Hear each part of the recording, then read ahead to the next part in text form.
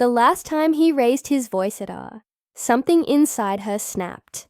Not loudly, not dramatically, just a quiet, final click, like a lock turning.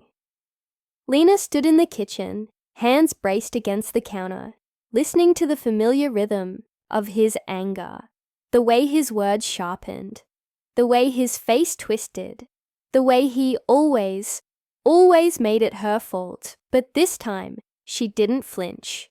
This time she just exhaled. And when he stormed out, slamming the door behind him, she didn't collapse. She didn't sob. She didn't even blink. She walked to the bedroom, pulled out the suitcase she'd hidden in the back of the closet, and started packing. 5 years ago, on their first anniversary, he forgot. Not just the date. He forgot her, Lena, had spent hours cooking his favorite meal, lighting candles, wearing the dress he always said made her look beautiful, and he came home at midnight, smelling like someone else's perfume. When she asked where he'd been, he laughed. "You're not my mom, Lena." That night, she sat on the bathroom floor, knees pulled to her chest, wondering if she should leave. But then he brought her coffee in the morning, kissed her forehead and said, "You know I'm an idiot, right?" And she stayed. He's stressed. He didn't mean it. He loves me. Lena repeated these words like a prayer, like if she said them enough times, they'd become true. But the bruises on her wrists, just from holding her too tight, and the missed calls, just bad service.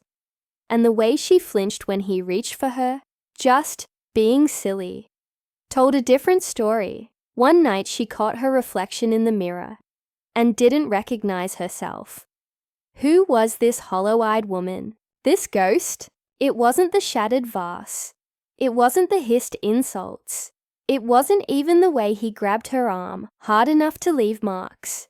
It was the way he smiled afterward, like he knew she'd forgive him, like she always did. That night, Lena lay awake, staring at the ceiling, and realized, he's not afraid of losing me, because he knows I won't leave. And that was the moment she decided to prove him wrong. She waited until he was at work. No dramatic note, no final confrontation, just gone. She took only what she needed: passport, cash, the dog. When she stepped outside, the sun was shining, and for the first time in years, she breathed. She woke up to silence.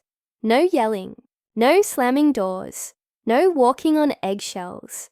Just the sound of rain against the window and the dog snoring at the foot of the bed. Lena made coffee, sat by the window, and watched the world move on without him. And she didn't cry, because she wasn't sad. She was free. She wasn't crying when she left. She was smiling.